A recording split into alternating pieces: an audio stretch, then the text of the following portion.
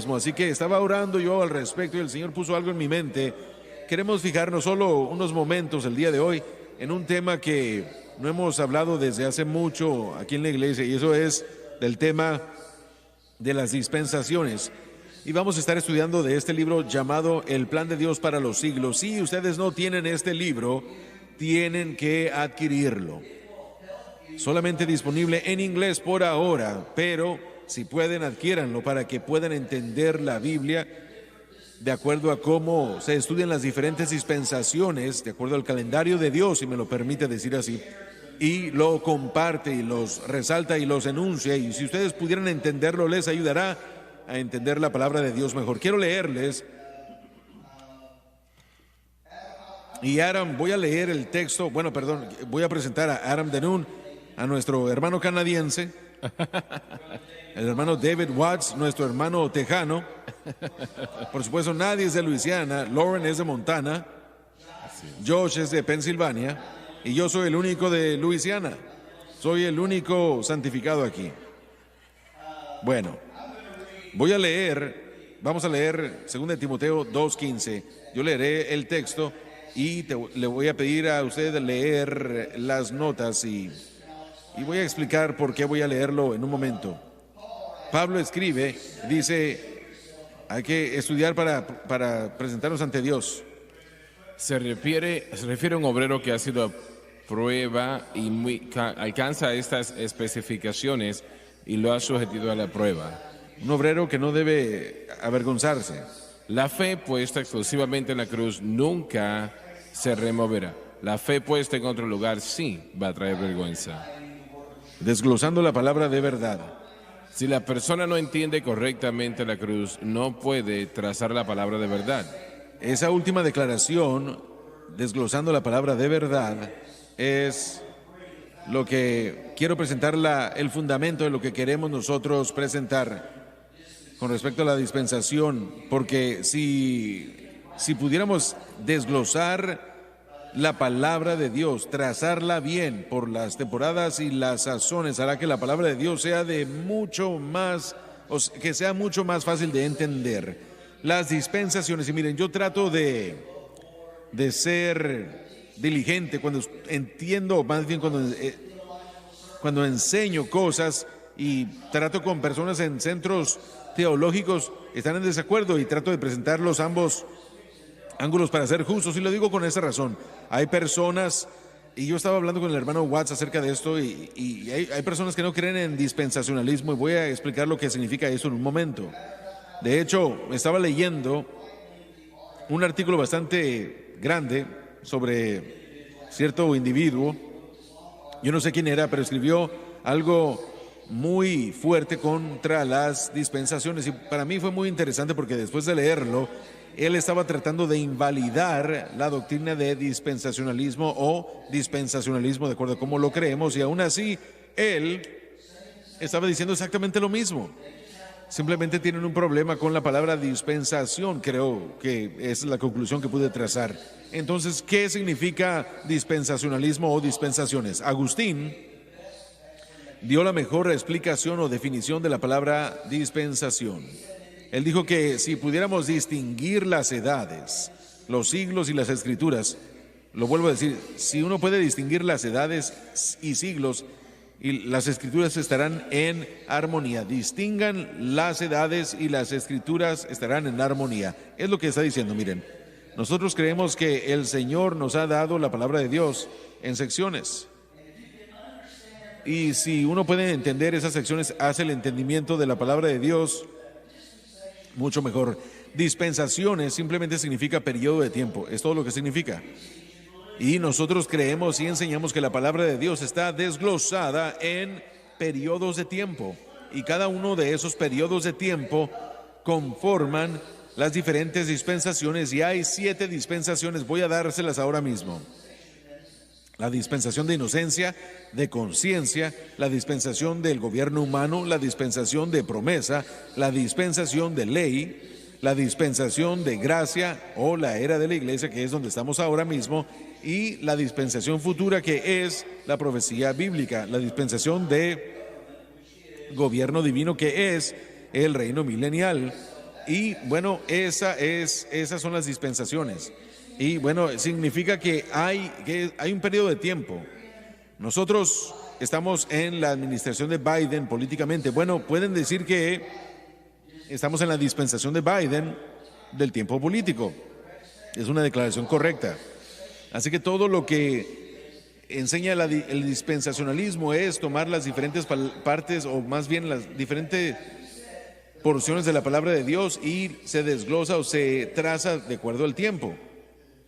Pastor Danny, las dispensaciones es el estudio de la revelación progresiva al hombre a lo largo de esos periodos de tiempo y básicamente cómo él se reveló en esos momentos. Así que no sé por qué para algunas personas se les hace difícil entender eso cuando obviamente, como usted lo va a explicar, vemos que Dios trata con el hombre de una manera distinta en distintos momentos, ¿no?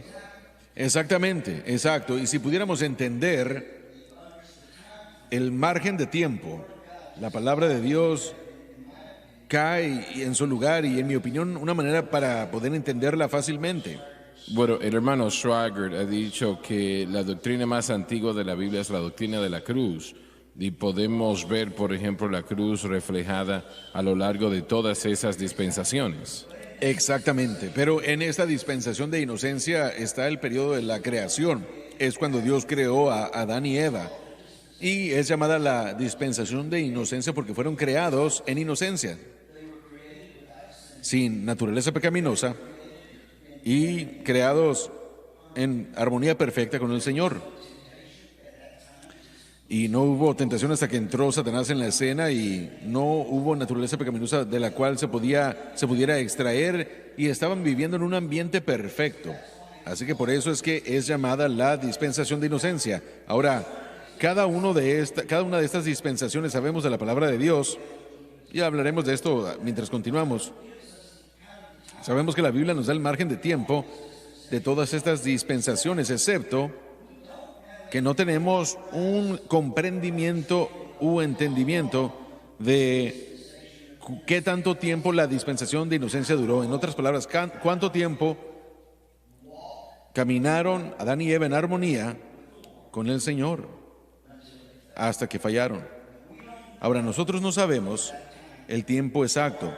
Loren, ¿qué piensas qué opinas? Bueno, yo creo que ya usted lo ha dicho, realmente no podemos saber certeramente. Yo sé que en conversaciones con su padre, él está muy seguro de que probablemente fue en el marco de los 40 días, porque 40 días siempre era el marco de tiempo de probación, de prueba, podemos decirlo así.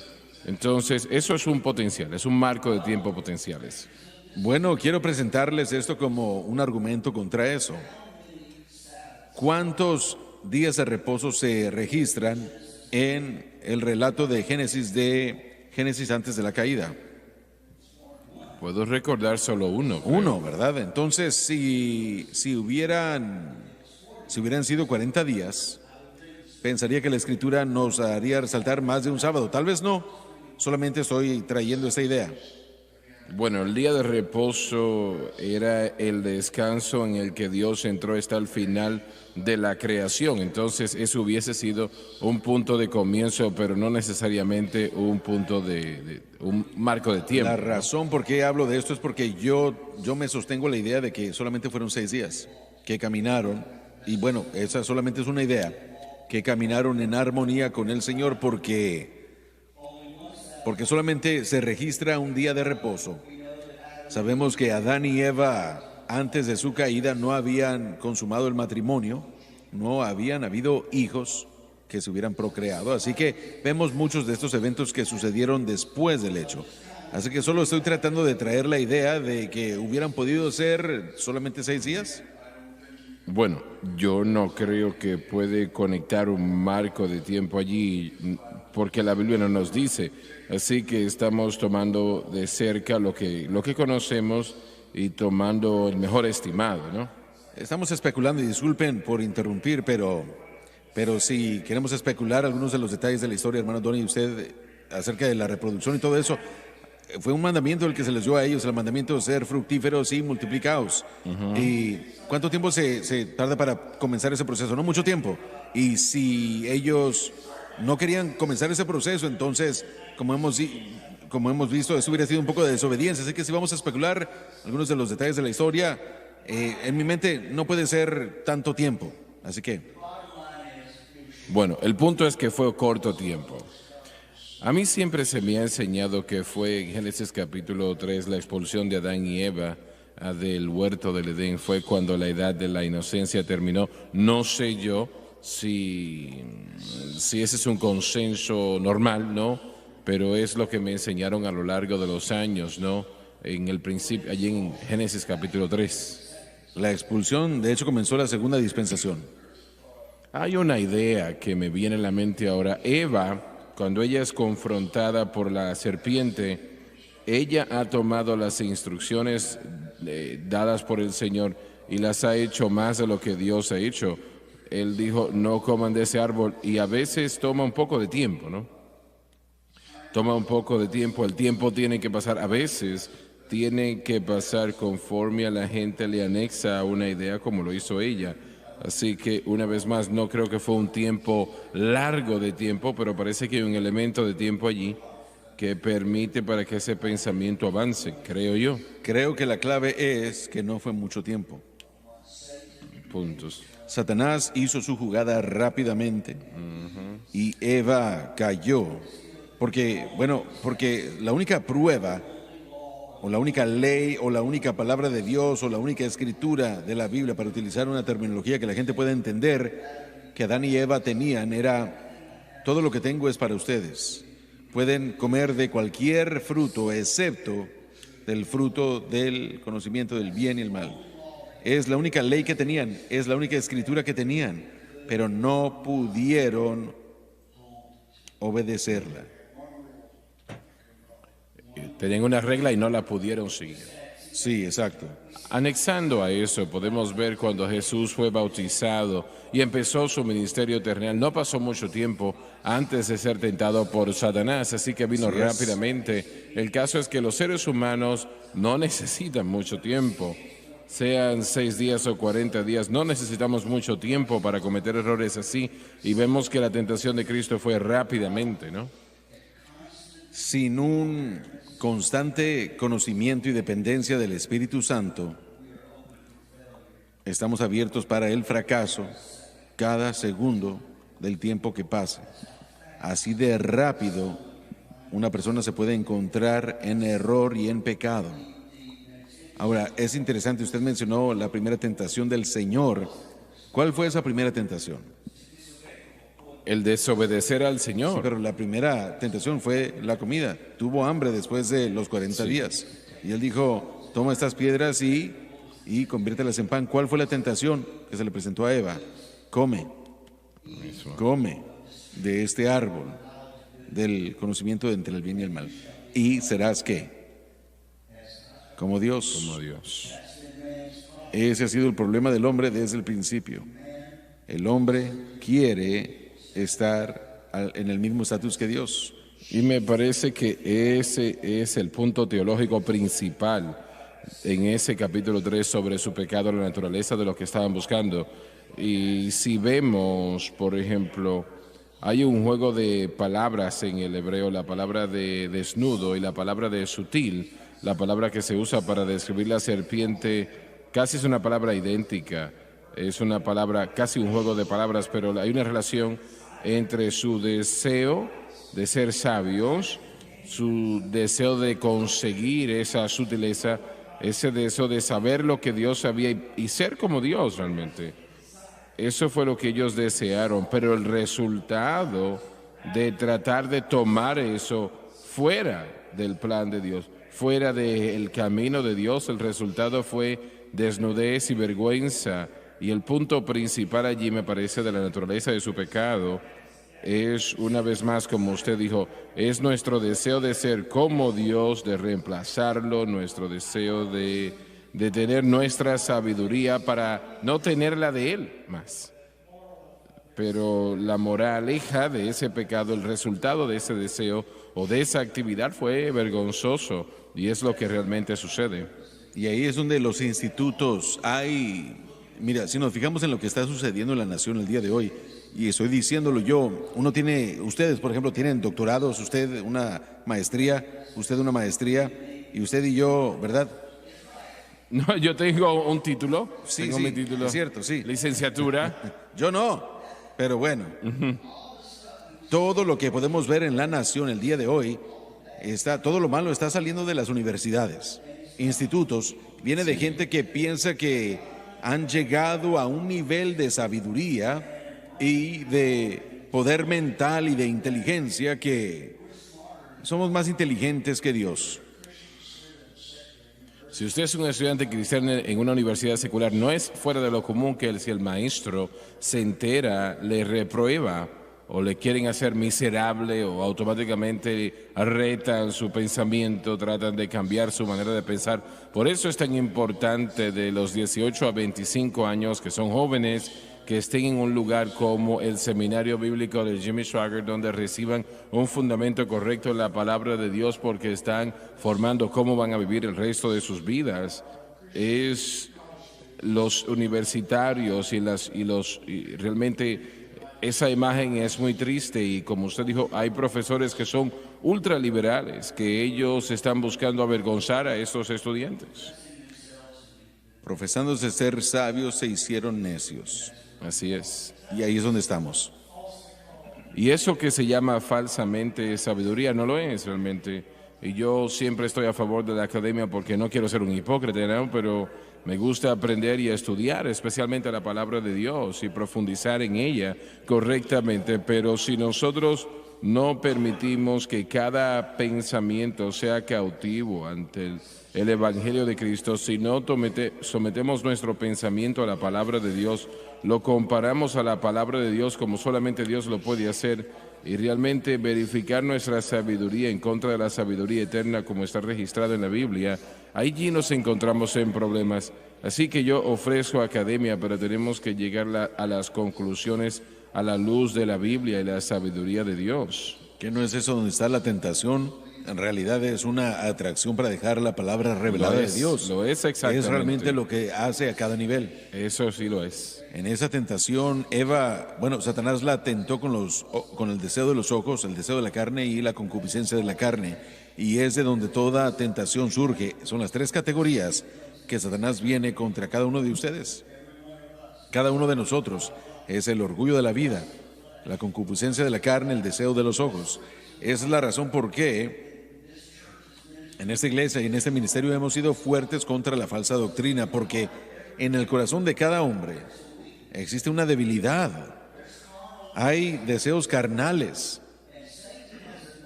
Y Satanás tiene suficiente falsa doctrina que si nosotros permitimos que entre, eso atraerá esa naturaleza carnal y lo seducirá a uno. Y eso lo hará traer o llegar a una mentira, y uno puede pensar que está en la verdad y aún así uno estará ciego. Así que esa es la dispensación del hombre inocente. El hombre no es inocente sin saber cuál era. Después de que Eva cayó, todos los niños que nacieron de ella nacieron con esa naturaleza pecaminosa.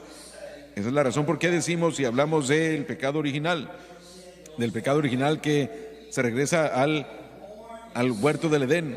Nacimos en pecado porque la primera familia de la tierra concibió a niños en pecado. Fue la intención de Dios, o era la intención de Dios, que Adán y Eva procrearan hijos e hijas de justicia. Pero en vez de eso, por causa del pecado y de su expulsión del pecado, trajeron hijos e hijas conforme a la naturaleza de Satanás. Por lo tanto, cada persona que ha nacido desde entonces ha nacido en pecado. Miren, sí, nuestra niña de 7 años, nuestra nieta, es un botoncito de gozo, hermosa. Yo la veo a ella y ella en ciertas maneras es muy inocente, pero aún así nació en pecado. Por lo tanto, ella debe tener a un Salvador, necesita uno. Y gracias a Dios que Jesús vino y se convirtió en nuestro Salvador y Redentor. Amén. Sobre su pecado, después de su pecado, Dios los sacó del huerto del Edén y no solamente los echó fuera, pero puso a un ángel con la espada de fuego en la entrada del huerto para que no volvieran a entrar. Lauren, ¿por qué fue que Dios no quiso dejarlos entrar otra vez? Bueno, el árbol de vida todavía estaba allí, así que si el hombre iba a volver al huerto, participar del árbol de vida, después de participar del árbol del conocimiento del bien y del mal, estuviese en esa condición para siempre y vivirían para siempre. Entonces, en ese momento, pues fue protegido. Y yo creo que probablemente es la razón principal, ¿no? David, recibimos correos todo el tiempo haciendo la pregunta y se lo voy a presentar a usted. ¿Adán y Eva regresaron al Señor? ¿Al huerto? ¿Regresaron al Señor? ¿Regresaron ellos, se arrepintieron? Bueno, esa es una bastante difícil. De hecho, recientemente estaba leyendo sobre el tema. Yo creo que, obviamente, no creo que la Biblia es muy clara sobre eso, pero creo que sí en algún momento se reconciliaron con Dios, pero no sabemos eso exactamente porque la Biblia no lo dice. Yo he escuchado distintos puntos de vista al respecto, pero... Hay un punto de vista en particular que habla acerca de, estoy seguro que usted ya ha leído acerca de eso también, pero del sistema de sacrificio con Caín y Abel, y que alguien tuvo que haberles enseñado eso a ellos. Y usted puede discutir el hecho de que es irrelevante la historia o que Dios les enseñó a ellos directamente, pero a mí me gusta pensar que Adán y Eva hubieran enseñado a Caín y Abel acerca del sacrificio, del sistema de sacrificios, pero solamente es especulación. Bueno, en algún momento tuvieron que hacerlo, no había nadie allí. Tuvieron que enseñarles, pero es interesante que no encontramos nada que nos hable de su condición, pero Abel es referido en la Biblia como justo, porque él puso su fe en lo que Dios había revelado como el requisito de relación con él. Entonces, el hecho de que la Biblia esté en silencio sobre Adán y Eva, la idea de que Eva fue preocupada para el tiempo de dar a luz después de la muerte de Abel, ¿no? Yo creo que todo eso indica frustración y el problema con nosotros es que nuestra fe puede ser dañada por la frustración y el pecado. No creo que regresaron al Señor. Yo no creo que haya evidencia en la Escritura de que se hayan arreglado con Dios. Creo que una de las historias más grandes de la misericordia de Dios hubiera sido que Adán y Eva en cierto momento se arreglaron con Dios. Pero el hecho de que la Escritura está callada por completo sobre ellos, creo que tenemos que interpretar eso como que no regresaron al Señor. No creo que podemos, miren, yo sé que el corazón quiere decir sí, pero no creo que podemos hacerlo. Creo que tenemos que dirigirnos por lo que la Escritura no dice. Todos se me quedan viendo como que no creen lo que estoy diciéndoles. Pero bueno. Un amigo recientemente, de hecho, miré a mi teléfono y me acaba de mandar un mensaje y dice que capítulo 11, no voy a hacer todo el tiempo, pero dice que el último mencionado en Hebreos 11 que tenía fe fue Abel. Sí. Entonces, no volvió a Adán. Correcto. Muy buen punto. Así es. Exacto, y para allá iba yo. No necesité que alguien me texteara, yo iba a decir eso. Él tiene esa maestría. Sí, no le está ayudando mucho, ¿verdad? Está por ahí en el correo. Todavía no me ha llegado a la casa, todavía está en el correo. Creo que la Escritura nos hubiera dado eso y hubiera sido un gran testimonio si lo hubiéramos podido entender. Sí, y de hecho, porque la Biblia está callada sobre esto y por Hebreos 11 solo podemos interpretarlo como que no le entregaron su corazón de vuelta al Señor. Y esto nos muestra también, y bueno, otro punto es que cuando leemos en Génesis 4, y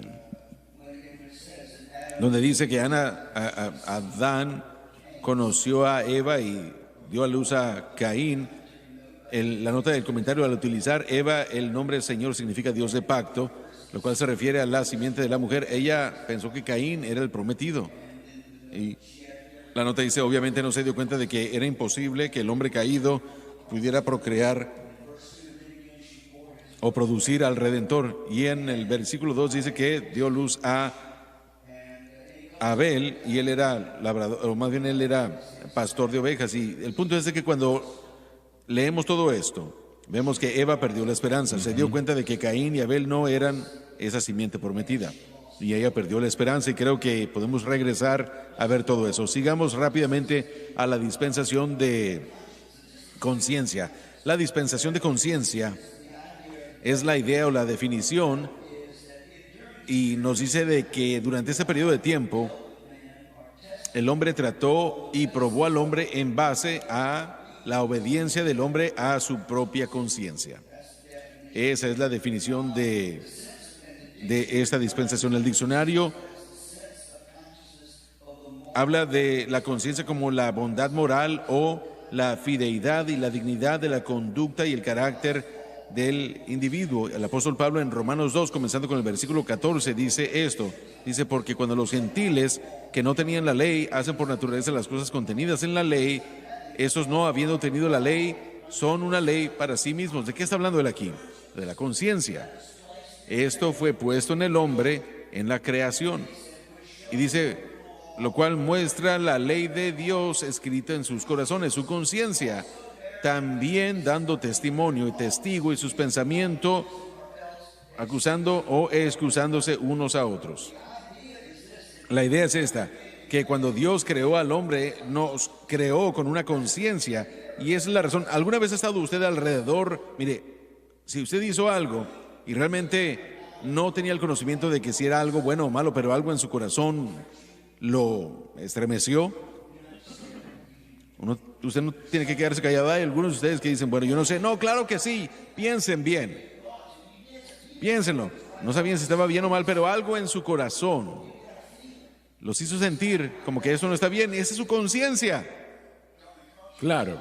Danny, la conciencia es el derecho de autor de Dios en la humanidad. Perfecto. Y realmente es la manera de Dios decir que usted no estaba haciendo o no es algo que vino de la nada, sino que usted fue creado y fue creado por un creador moral.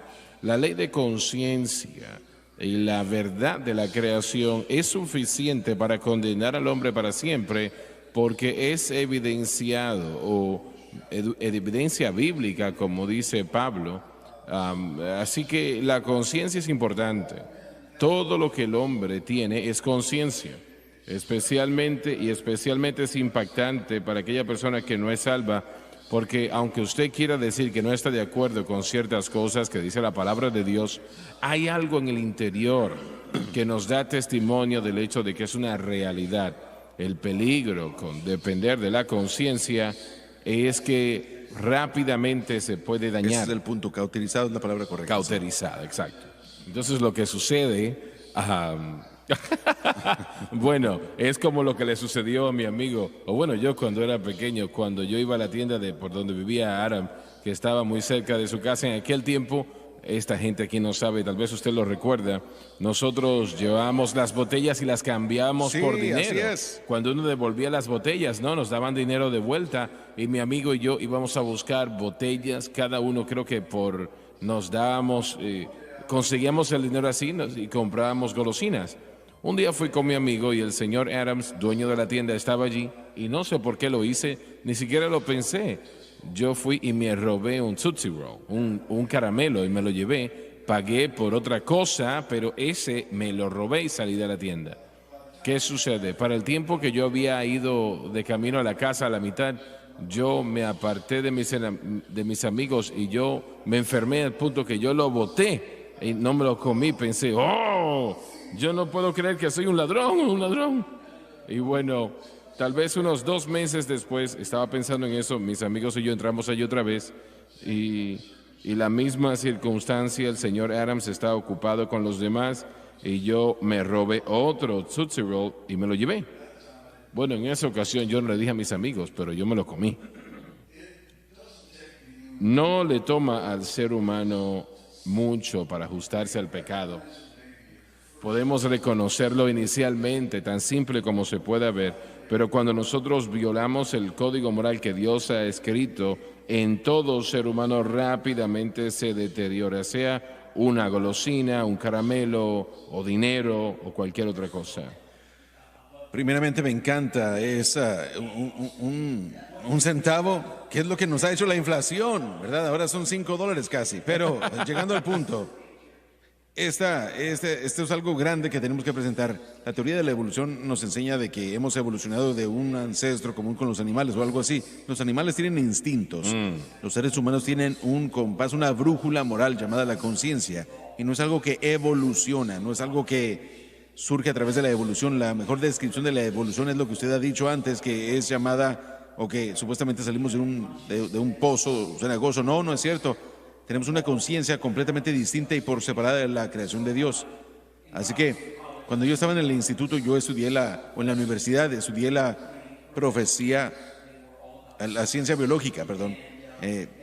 Los profesores son científicos y están en contra de la Biblia y tienen un problema con la historia de la creación de la Biblia y jamás pueden tratar con el tema, jamás pueden presentar el tema.